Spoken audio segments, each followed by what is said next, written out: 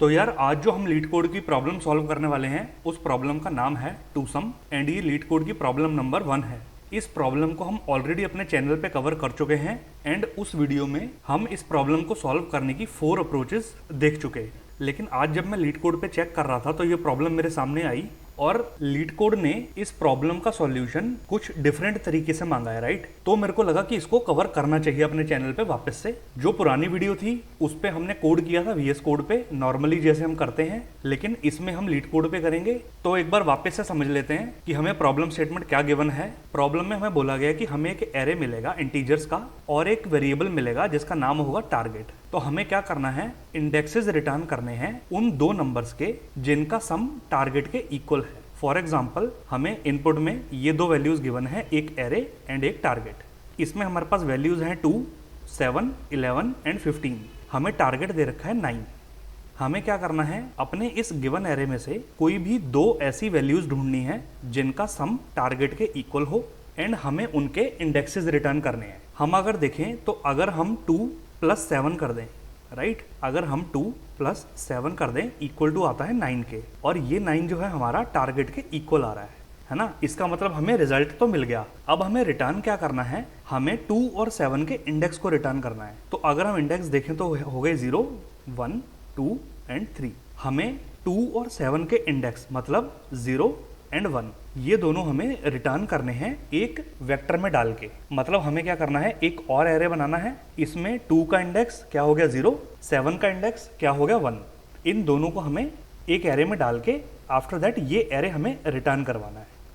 हमने अपनी पुरानी वीडियोस में नॉर्मली इनका सम रिटर्न करवाने का देखा था, ट्रू या फॉल्स दे दो, हमारे पास कोई ऐसे दो नंबर एग्जिस्ट करते हैं या नहीं, ये चीज हमने पहले वीडियो में देखी थी। लेकिन इसमें इंडेक्स का खेल है सारा, तो ये चीज काफी इंटरेस्टिंग है, राइट। काफी लोग इसमें कंफ्यूज हो जाते हैं कि हम इसका इंडेक्स कैसे रिटर्न करेंगे। तो और देख लेते हैं हमें प्रॉब्लम स्टेटमेंट में क्या गिवन है। हमें बोला गया है कि you may assume that each input would have exactly 1 solution and you may not use the same element twice. हम सेम एलिमेंट को 2 बार यूज नहीं कर सकते। उसका एग्जांपल ये कि हमें ये दो इनपुट गिवन है, ये एरे एंड ये टारगेट। हमें टारगेट बनाना है 6। अब अगर आप देखो तो हमारे पास 3 इनपुट में है। अगर हम देखें तो अगर हम 3 + 3 कर दें तो वो 6 बनता है, जो कि हमारे टारगेट के इक्वल है। लेकिन हमें बोला गया है कि हमें सेम एलिमेंट को वापस से यूज नहीं करना। यहाँ हमने 3 को 2 बार यूज कर लिया, राइट, 3 + 3। ये चीज हमें नहीं करनी। तो इस रीजन की वजह से हम ये 3 + 3 नहीं कर सकते। तो हमें क्या करना पड़ेगा, और दो नंबर हमारे पास कौन से गिवन है, एक तो हमारे पास ये 2 गिवन है, एक हमारे पास ये 4 गिवन है। तो अगर हम 2 + 4 करें तो ये हमारे पास 6 बनता है एंड 6 = हमारा टारगेट है। तो हम क्या करेंगे, ये 2 और 4 के इंडेक्स को रिटर्न कर देंगे। अब इनके इंडेक्स क्या हो गए, 0, 1, 2। इनके इंडेक्स हो गए 1 एंड 2। तो हम 1, 2 करके इस एरे को रिटर्न करवा देंगे। अब हम एक बार अपना थर्ड एग्जाम्पल भी देख लेते हैं। थर्ड एग्जाम्पल में हमें ये एरे गिवन है, ये टारगेट गिवन है।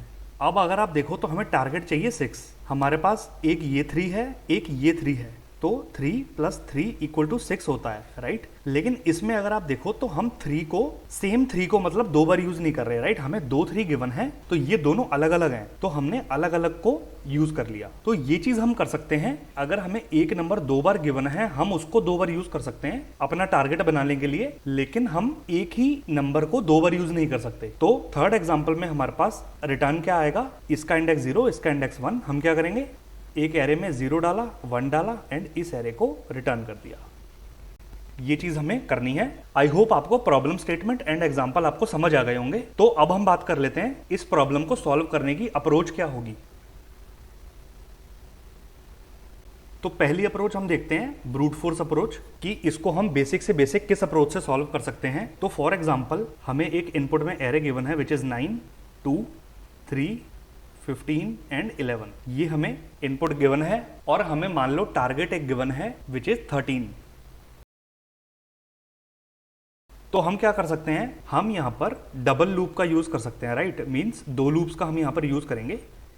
पहला लूप क्या होगा, हमारी एक वैल्यू को पकड़ के रखेगा, और दूसरा लूप क्या होगा, हमारा पूरे एरे पे आगे के एरे पे ट्रैवर्स करेगा और ये फाइंड आउट करेगा कि जो हमारी पहली वैल्यू है, मतलब ये 9, इसको और इसके आगे कोई ऐसी वैल्यू है जिसको हम इस 9 में ऐड करें और वो हमें 13 दे दे। मतलब ये कि अगर मान लो हमारे पास 9 हमें मिल गया, हमें और क्या वैल्यू चाहिए जिससे 13 बने, 4 चाहिए। 9 + 4 करेंगे तो 13 मिलेगा। तो हमारा जो सेकंड वाला लूप होगा वो 4 को फाइंड आउट करेगा। इसको 4 नहीं मिला तो हम क्या करेंगे, हमारा लूप क्या करेगा, 9 से हटा, उसके बाद इस 2 पे गया।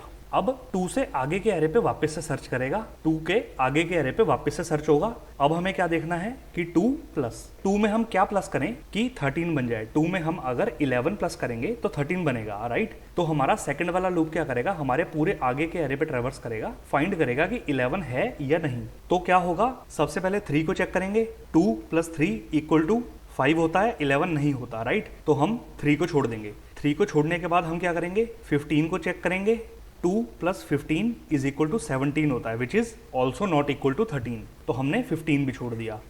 अब हम क्या करेंगे, हम 11 को चेक करेंगे, 2 + 11 = 13 होता है, जो कि हमारा टारगेट के इक्वल है। तो हम क्या करेंगे, जैसे ही हमें 2 नंबर मिले जिसको हम प्लस करके टारगेट बना सकते हैं, हम उसी टाइम क्या करेंगे, हमारा 2 पे कौन आइटरेट कर रहा है, आई वेरिएबल, और हमारा अंदर वाला लूप जो है उसको कौन आइटरेट कर रहा है, जे वेरिएबल। तो हम क्या करेंगे, उन दोनों को एक वेक्टर बना लेंगे। फॉर एग्जाम्पल हमने एक आंसर वेक्टर बना लिया, हम क्या करेंगे, आंसर डॉट पुशबैक कर देंगे, आई कर देंगे, देन हम सेम आंसर डॉट पुशबैक हम जे कर देंगे। हमने अपने वेक्टर में दोनों डाल दिए और उसी टाइम हम अपने वेक्टर को रिटर्न कर देंगे, बिकॉज हमें जस्ट कोई भी 2 नंबर के इंडेक्स बताने हैं जो हमारा टारगेट बना रहे हो। वो हमें मिल गए तो हमने उसी टाइम आंसर को रिटर्न कर दिया। ये तो हो गई हमारी ब्रूट फोर्स अप्रोच जो 2 लूप से चल रही है। अब 2 लूप की वजह से इसकी टाइम कॉम्प्लेक्सिटी क्या हो गई, big O of n²। Big O of n² में ये सॉल्यूशन हमारा काम करेगा। इस अप्रोच को हम कोड नहीं करेंगे, हम इसकी एक बेटर अप्रोच देखते हैं। तो अब हम देख लेते हैं इसकी एफिशिएंट अप्रोच कि हम इसको कैसे सॉल्व कर सकते हैं। तो हमें हमारा एरे क्या गिवन है, 9, 2, 3, 15 एंड 11। ये हमें हमारा एरे गिवन है एंड टारगेट हमें क्या बनाना था, 13। ये हमारा टारगेट था और ये हमारा एरे था।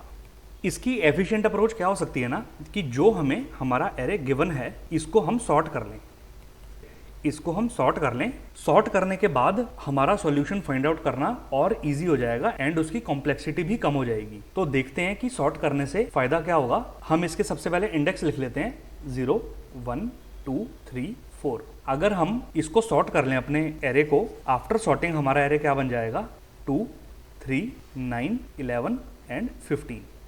ये हमारा बन गया एरे आफ्टर सॉर्टिंग। अब ये सॉर्ट हो गया, तो अब हम इसको कैसे सॉल्व कर सकते हैं, हम इसमें 2 पॉइंटर अप्रोच यूज करेंगे, राइट। 2 पॉइंटर अप्रोच यूज करेंगे बिकॉज हमारा जो सबसे छोटे वाला नंबर है वो सबसे पहले आ गया, जो सबसे बड़े वाला नंबर है वो सबसे एंड में चला गया। अब हम इस पे एफिशिएंटली 2 पॉइंटर अप्रोच का यूज कर सकते हैं। वो कैसे करेंगे, मान लो हमने 2 पॉइंटर ले लिए विच इज आई एंड जे। ये हमने 2 पॉइंटर ले लिए, आई जो है वो हमारा स्टार्टिंग पे रहेगा, जे जो है वो हमारा एंडिंग पे रहेगा। अब हमें क्या करना है, हमें आई के एलिमेंट को और जे के एलिमेंट को ऐड करके देखना है कि वो हमारे टारगेट के इक्वल है या नहीं है। तो हम क्या करेंगे, सबसे पहले हमने ये 2 पिक किया एंड ये 15 पिक किया, बिकॉज आई 2 पे खड़ा है, जे 15 पे खड़ा है। तो हमने क्या किया, 2 + 15 करके देखा, 2 + 15 किया, आंसर आया 17। अब जो 17 है वो टारगेट के इक्वल तो नहीं है, वो टारगेट के इक्वल तो नहीं है। तो हम क्या करेंगे, हम ये चेक करेंगे कि जो हमारा ये 17 आया है ये हमारे टारगेट से बड़ा है या छोटा है। अगर तो ये हमारे टारगेट से बड़ा है, मतलब ये 17 ये हमारे टारगेट से अगर तो बड़ा है, तो हमें क्या करना है, इसका मतलब ये कि हमें हमारे सम को छोटा करना है, हमें हमारे सम को स्मॉल करना है। तो स्मॉल करने के केस में हम क्या करेंगे, अगर तो हम आई को आगे लेके जाते हैं तो ये 2 का 3 हो गया, एक नंबर बढ़ गया, मतलब ये 17 का 18 हो गया। वो तो हमें करना नहीं, हमें इसको स्मॉल करना है, हमें इसको स्मॉल करना है। तो हम क्या करेंगे, आई को आगे बढ़ाने की बजाय जे को पीछे लेके आएंगे।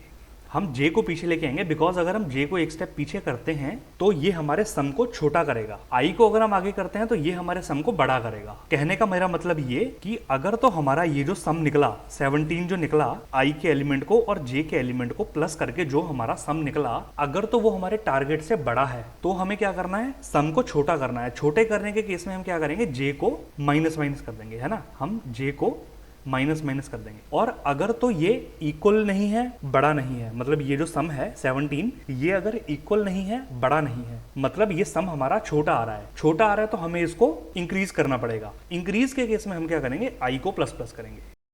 इंक्रीज के केस में हम आई को प्लस प्लस करेंगे। ये हमारी छोटी सी अप्रोच है। इससे फायदा ये होगा कि ब्रूट फोर्स अप्रोच में हमारा एरे 2 बार ट्रेवर्स हो रहा था, है ना, मतलब एक एलिमेंट हमने पकड़ा, उसके लिए पूरा एरे वापस से सर्च हो रहा था, फिर हमने नेक्स्ट एलिमेंट पकड़ा, उसके लिए हमारा एरे पूरा वापस से सर्च हो रहा था। ये चीज हमारी इस एफिशिएंट अप्रोच में बच जाएगी और हमारा एरे सिर्फ 1 टाइम ट्रेवर्स होगा, राइट, सिर्फ 1 टाइम ट्रेवर्स होगा। तो ये एफिशिएंट अप्रोच है। लेकिन इसमें कैच क्या है ना, अगर आप देखो तो मान लो हमने सबसे पहले क्या करा, सबसे पहले हमने क्या करा, हमारा i जो है ये 2 पे है, j जो है ये 15 पे है। हमने 2 + 15 करा which is 17। 17 is not equal to 13, तो हम क्या चेक करेंगे, 17 इज ग्रेटर देन 13। अब 17 इज ग्रेटर देन 13 तो इसका मतलब ये कि हमें j को माइनस माइनस करना पड़ेगा। तो हमने क्या करा, j को यहाँ से हटाया एंड माइनस माइनस कर दिया, j आ गया हमारा 11 पे। अब हमने वापस से इसको सम करा तो सम क्या निकला, 2 + 11 इज इक्वल टू 13।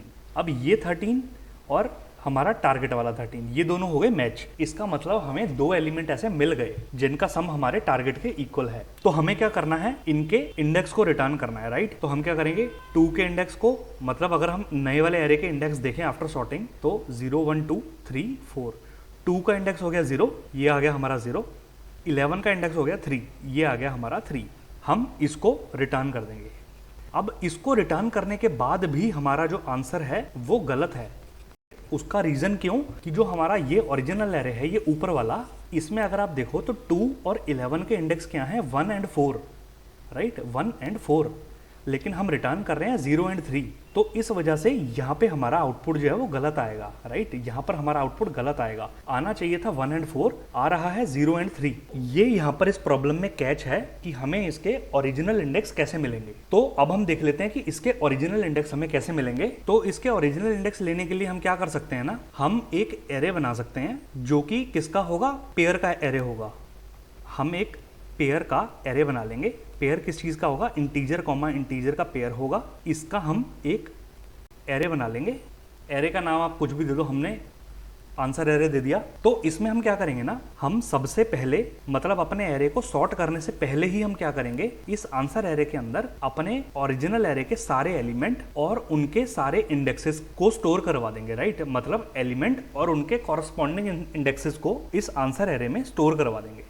हम क्या करेंगे, हम अपने ओरिजिनल एरे पे हमने ट्रैवर्स करा और एलिमेंट को और उसके कॉरस्पॉन्डिंग इंडेक्स को, इसको हमने एक पेयर बनाया और अपने आंसर वेक्टर में इंसर्ट कर दिया। इससे क्या होगा कि जो हमारा एलिमेंट है और उसका जो कॉरस्पॉन्डिंग इंडेक्स है ये हमारे पास सेफ रहेगा, राइट। तो हमने क्या किया, हम एक बार इसको एरे बना के देख लेते हैं। हमारे पास 5 एलिमेंट गिवन है, हमने क्या करा, 5 साइज का एरे बना लिया। ये हमारा एरे बन गया। अब इसके अंदर क्या हो रहा है, एरे का जो हर ब्लॉक है, राइट, ये जो हर एरे का ब्लॉक है ये एक पेयर को स्टोर कर रहा है। इसके अंदर, इस कहने का मतलब ये कि इसके अंदर 2 एलिमेंट ऐसे स्टोर हो रहे हैं। हर अपने वेक्टर के एक ब्लॉक के अंदर ऐसे 2 ब्लॉक स्टोर हो रहे हैं। ये हमने अपना वेक्टर बना लिया।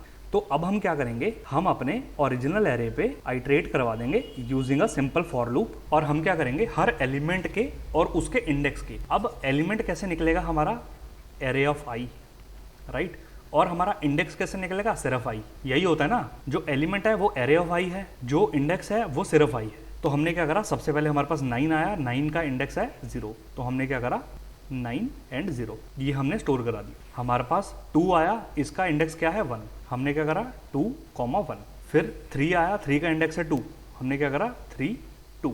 15 और 3, 15 और 3, 11 और 4, 11 और 4। ये हमने अपने पूरे ओरिजिनल एरे को ट्रैवर्स कर लिया एंड उसके एलिमेंट और उन एलिमेंट्स के कॉरस्पॉन्डिंग इंडेक्सेस को हमने इस अपने वेक्टर में, आंसर वेक्टर में स्टोर करवा लिया। अब इससे फायदा हमें क्या होगा, मैं आपको बताता हूं। इससे फायदा हमें ये होगा कि जहां हम अपने ओरिजिनल एरे को सॉर्ट करवा रहे थे उसकी वजह से हमारे इंडेक्स पे फर्क आ रहा था, अब हम क्या करेंगे, इस आंसर वेक्टर पे सेम चीज अप्लाई कर देंगे। 2 पॉइंटर अप्रोच हम अपने अब ओरिजिनल एरे की जगह आंसर एरे पे लगा देंगे। तो क्या होगा, हमें क्या करना है, सबसे पहले इस अपने आंसर एरे को सॉर्ट करना है। सॉर्ट करने पे क्या होगा, ये जो आंसर एरे है हमारा, ये सॉर्ट होगा based on the first value. ये सॉर्ट होगा based on the first value. After sorting इसका क्या होगा, इस एरे का, हम इसको ठीक करके लिख लेते हैं थोड़ा सा ऊपर। अब अगर हम अपने इस एरे को सॉर्ट करें, आंसर एरे को, तो सबसे पहले हमारे पास आएगा 2 and 1, तो ये आ गया 2 and 1। उसके बाद हमारे पास आएगा 3 and 2, तो ये आ गया 3 and 2। देन आएगा 9 and 0, 9 and 0। देन आएगा 11 and 4, 11 and 4।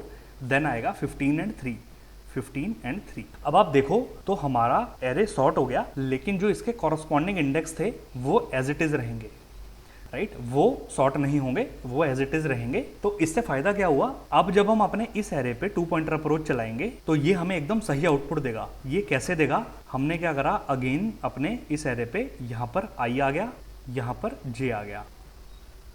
अब हमने सेम चीज चेक करी, एरे ऑफ i का जो फर्स्ट है, मतलब ये जो वैल्यू है ये फर्स्ट से डिनोट होगी, ये जो वैल्यू है ये सेकंड से डिनोट होगी। तो हमें फर्स्ट के बेसिस पे अपने आंसर को देना है। तो हम क्या करेंगे, इफ एरे के i का जो फर्स्ट है प्लस एरे के j का जो फर्स्ट है, एरे के i का फर्स्ट मतलब ये 2, एरे के j का फर्स्ट मतलब ये 15, तो 2 + 15 अगर इक्वल टू ये 13 है, तो हमें अपने आंसर एरे में, मतलब जो चीज़ हमें रिटर्न करनी है उसमें हमें क्या डालना है, एरे के i का सेकंड और एरे के j का सेकंड। बात वही हो गई, जस्ट हमें यहाँ ये चीजें एक्स्ट्रा होगी थोड़ी सी, इनसे हमारा कोड भी आउटपुट गलत नहीं देगा, कॉम्प्लेक्सिटी पे भी कुछ फर्क नहीं पड़ेगा, राइट। तो हमें अगेन क्या चीज करनी है, वही 2 + 15 हमारे पास 17 होता है। हमने चेक करा 13 के इक्वल नहीं है, 17 इज ग्रेटर देन 13। तो ग्रेटर देन के केस में हम क्या करते हैं, j को माइनस करते हैं। तो हमने अगेन क्या करा, इस j को यहाँ से हटाया, ये हमने माइनस कर दिया। अब हमें क्या करना है, हमने अगेन ये यहाँ से रब किया सारा। अब हम फिर से चेक करेंगे, एरे के i का फर्स्ट और एरे के j का फर्स्ट। अब की बार एरे के i का फर्स्ट क्या है, सेम है 2, बिकॉज i सेम लोकेशन पे है, प्लस एरे के j का फर्स्ट मतलब अब j आ गया यहाँ पे, इसका फर्स्ट मतलब 11 इज इक्वल टू 13 है।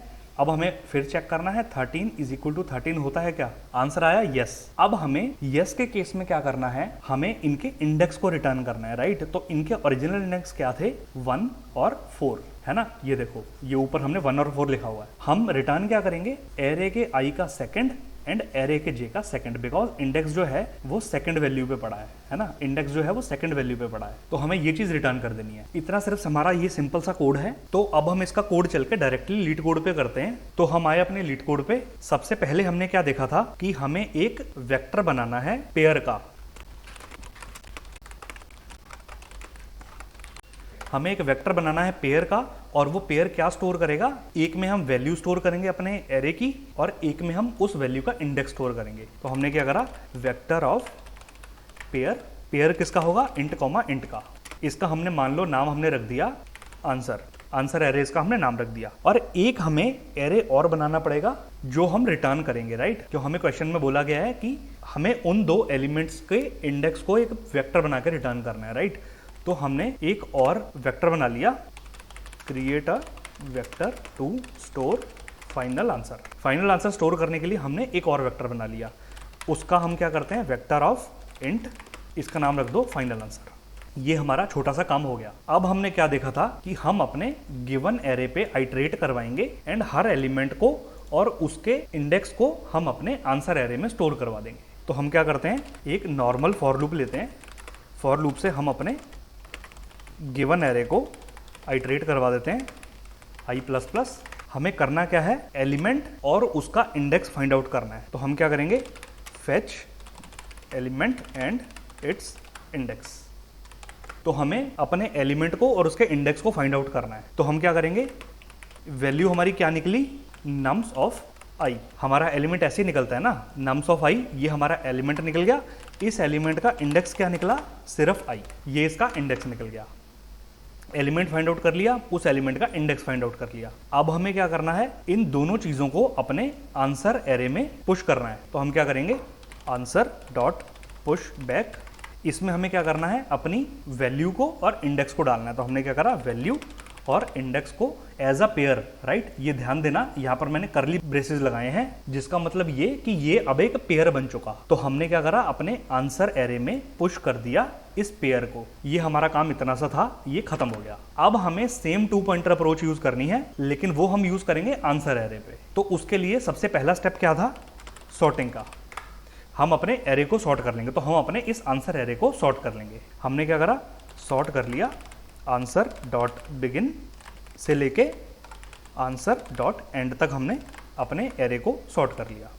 आफ्टर सॉर्टिंग क्या होता है, हम 2 पॉइंटर अप्रोच यूज करते हैं। 2 वेरिएबल लेने हैं, एक ले लिया हमने i जिसको हमने 0th इंडेक्स पे रख दिया, एक हमने ले लिया j जिसको हमने अपने आंसर एरे के साइज -1 मतलब लास्ट इंडेक्स पे प्लेस कर दिया। ये हमारा इतना सा काम हो गया। अब हमें क्या करना है, अब हमें इन दोनों जो हमारे ये पॉइंटर्स हैं, ये i और ये j, इन दोनों को हमें स्टार्ट करवाना है। तो हम क्या करते हैं, जब तक i जो है वो छोटा रहेगा j से, जब तक i j से छोटा रहेगा तब तक हमारा लूप चलेगा। अगर i j से बड़ा हो गया, इसका मतलब हमारे एरे में ऐसे 2 नंबर एग्जिस्ट करते ही नहीं जो टारगेट के इक्वल हो। तो इसीलिए हमें ये चीज देनी जरूरी है, ये मैंडेटरी है, राइट, जिसके बेस पे हमारा लूप जो है वो टर्मिनेट होगा। तो अब हमें क्या करना है, चेक करना है कि जो हमारा ith प्लेस पे जो वैल्यू पड़ी है, राइट। अब ith प्लेस पे क्या पड़ा है, पेयर पड़ा है। पेयर में से हमें वैल्यू निकालनी है। वैल्यू कौन सी प्लेस पे पड़ी है, फर्स्ट प्लेस पे पड़ी है। तो हमें क्या करना है, इफ आंसर का i का जो फर्स्ट नंबर है, मतलब आंसर के i की जो वैल्यू है वो अगर, तो उसमें हम प्लस कर दें आंसर के j की जो वैल्यू है।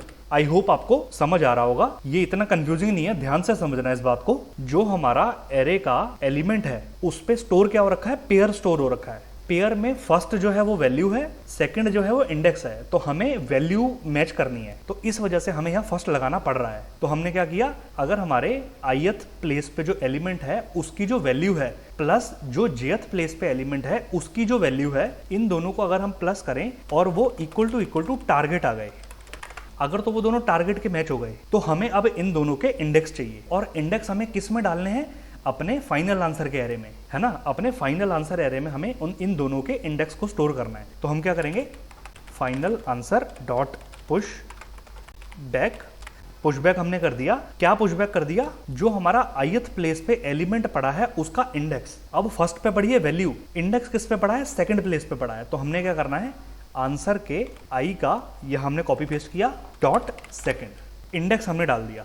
सेम हमने ith प्लेस पे जो वैल्यू पड़ी है उसका इंडेक्स हमने डाल दिया, jth प्लेस पे वैल्यू पड़ी है उसका भी इंडेक्स हमने डालना है। तो हमने क्या करा, पुश बैक, सेम चीज हमने करी आंसर के j पे जो सेकंड पे पड़ा है, सेकंड पे क्या पड़ा है, इंडेक्स पड़ा है, हमने इन दोनों को डाल दिया। अब पुश करने के बाद, अब जब हमें ये 2 वैल्यूज मिल गई, हमें जब 2 वैल्यूज मिल गई तो हम आगे क्यों सर्च करेंगे, सर्च करने का कोई बात ही नहीं बनती है ना। तो हमने यहाँ से डायरेक्टली ब्रेक कर दिया। जैसे ही हमें 2 नंबर मिले जो हमारे टारगेट के इक्वल हैं, उन दोनों के इंडेक्स हमने अपने आंसर एरे में डाले और अपने लूप को वहीं ब्रेक कर दिया। अगर वो दोनों इक्वल नहीं है तो हमें क्या करना है, एल्स इफ आंसर के ith प्लेस की वैल्यू प्लस jth प्लेस की वैल्यू, ये मैंने कॉपी करा, ये मैंने पेस्ट करा। अगर हमारी 2 वैल्यूज जो हैं लेस देन टारगेट आ रही हैं, तो छोटी के केस में हमें क्या करना है, हमें अपने सम को इंक्रीमेंट करना है। इंक्रीमेंट करने के केस में हमने क्या देखा था अपनी अप्रोच में, हम i को प्लस प्लस करेंगे। तो हमने क्या करा, i को प्लस प्लस कर दिया, वरना क्या होगा, इक्वल भी नहीं है छोटा भी नहीं है, इसका मतलब ये कि बड़ा है। इसका मतलब ये कि हमारा सम बड़ा है, तो इसमें हमें कंडीशन लगाने की जरूरत नहीं है, हम नॉर्मल एल्स कंडीशन से भी काम चला सकते हैं। तो हमने क्या करा, एल्स j को माइनस माइनस कर देंगे। अगर तो इक्वल है तो हमने उन दोनों के इंडेक्सेस को अपने आंसर में डाल लिया और लूप को वहीं ब्रेक कर दिया। अगर तो इक्वल नहीं है, छोटा है, तो छोटे के केस में हमें i को प्लस प्लस करना है। और अगर इक्वल भी नहीं है, छोटा भी नहीं है, मतलब हमारा सम जो है वो बड़ा है, तो हमें क्या करना है, j को माइनस माइनस करना है। ये हमारा सिर्फ और सिर्फ इतना सा काम था। आफ्टर दैट क्या होगा, अगर तो हमें दोनों चीजें मिल गई और हमने अपने लूप को ब्रेक कर दिया, तो हमें क्या करना है, बाहर आके रिटर्न द आउटपुट, हमें आउटपुट को रिटर्न करना है। अब हमारा आउटपुट किस में स्टोर होगा, फाइनल आंसर वाले एरे में, क्योंकि हमने अपने उन 2 एलिमेंट्स के इंडेक्स को फाइनल आंसर के एरे में स्टोर किया था। तो हमें रिटर्न करना है फाइनल आंसर को। ये हमारा इतना सा कोड है। अब इसमें डिफरेंस सिर्फ इतना सा है कि हमने एक एरे बनाया जो कि पेयर स्टोर कर रहा है और उस एरे में हमने अपने ओरिजिनल एरे के सारे एलिमेंट और उनके कॉरस्पॉन्डिंग इंडेक्स को पहले ही स्टोर कर दिया, और उसके बाद हमने जो भी अपने नॉर्मल एरे पे चीज करनी थी वो हमने अब इस आंसर एरे पे करी है। फर्क कुछ भी नहीं है। इससे सिर्फ फायदा ये होगा कि हमारे इंडेक्स जो हैं वो ऊपर नीचे नहीं होंगे, इंडेक्स हमारे पास ऑलरेडी स्टोर्ड होंगे। तो ये अप्रोच है, आई होप आपको समझ आई होगी। इसको एक बार रन करके देख लेते हैं कि ये आउटपुट सही दे रहा है कि नहीं दे रहा। तो रन करने पे इसने हमारे तीनों सैंपल टेस्ट केस तो सक्सेसफुली पास कर दिए। अब इसको फाइनल सबमिट करते हैं। तो फाइनल सबमिट करने पे हमारा कोड एकदम एक्सेप्ट हो गया एंड इट बीट्स 78.11%। इसका मतलब ये कि हमारा कोड एकदम सही काम कर रहा है, हमारी अप्रोच भी एकदम बहुत बढ़िया काम कर रही है। अब इस कोड की कॉम्प्लेक्सिटी क्या होगी, इसका अगर हम बात कर लें तो हमारा जो ब्रूट फोर्स अप्रोच थी उसकी कॉम्प्लेक्सिटी थी big O of n square, लेकिन ये जो हमारी ये अप्रोच है इसकी कॉम्प्लेक्सिटी क्या रहेगी, इसकी कॉम्प्लेक्सिटी रहेगी big O of n log n। n log n का रीजन ये कि एक तो आप देखो हम ये वाइल लूप चला रहे हैं, ये जो हमारे i और j पॉइंटर हैं, i पॉइंटर हमारा हमारे एरे को लेफ्ट साइड से ट्रेवर्स कर रहा है, j पॉइंटर हमारा एरे को राइट साइड से ट्रेवर्स कर रहा है। दोनों एक दूसरे की तरफ आ रहे हैं और कब तक आ रहे हैं, जब तक दोनों मिल नहीं जाते। इसका मतलब ये कि आधा एरे i ट्रेवर्स कर रहा है, आधा एरे j ट्रेवर्स कर रहा है, तो आधा और आधा पूरा एरे बन गया। पूरे एरे की कॉम्प्लेक्सिटी हो गई बिग O ऑफ n। और हम क्या कर रहे हैं, हम अपने एरे को सॉर्ट कर रहे हैं। सॉर्ट करने की कॉम्प्लेक्सिटी क्या होती है, जो सॉर्ट फंक्शन लेता है वो होती है big O of n log n। ये वाइल लूप की कॉम्प्लेक्सिटी होगी big O of n, sort की कॉम्प्लेक्सिटी होगी big O of n log n। तो इसमें से हम, आपको पता ही है कि हम अपर साइड वाली लेते हैं, तो अपर साइड वाली होगी सॉर्ट फंक्शन की। तो इसका मतलब ये कि ये जो हमारा ओवरऑल कोड है big O of n log n की कॉम्प्लेक्सिटी ले रहा है। अब इस चीज को हम और ऑप्टिमाइज कर सकते हैं, हम हैश मैप का यूज कर सकते हैं, हम इसमें बाइनरी सर्च का भी यूज कर सकते हैं। वो हमने यहाँ डिस्कस नहीं करी, वो हमने अपनी पुरानी वीडियो में डिस्कस करी है। उस वीडियो का लिंक मैं आपको डिस्क्रिप्शन में दे दूंगा। अगर आपको और दो अप्रोचेस देखनी है, मतलब आपको बाइनरी सर्च वाली और आपको हैश मैप वाली, वो दोनों अप्रोचेस भी अगर आपको देखनी है तो उनकी वीडियो का लिंक मैं आपको डिस्क्रिप्शन में प्रोवाइड कर दूंगा, आप वहां से देख सकते हो। तो आई होप आपको ये अप्रोच समझ आई होगी, वे ऑफ एक्सप्लेनेशन आपको अच्छा लगा होगा। अगर आपको प्रॉब्लम समझ आई हो तो प्लीज इस वीडियो को लाइक कर देना यार, बहुत मेहनत लगती है वीडियो बनाने में। और कोई लीड कोड की प्रॉब्लम हो तो आप मेरे को प्लीज कमेंट सेक्शन में बता देना, मैं कोशिश करूंगा उसको भी सॉल्व करने की। एंड जितना हो पाए प्लीज इस वीडियो को शेयर कर देना अपने फ्रेंड्स और अपने क्लासमेट्स के साथ। तो इस वीडियो के लिए इतना ही, चैनल को प्लीज सब्सक्राइब कर देना। हम मिलते हैं अपनी नेक्स्ट वीडियो में एक और लीड कोड के प्रॉब्लम के साथ। Thank you so much for watching this video.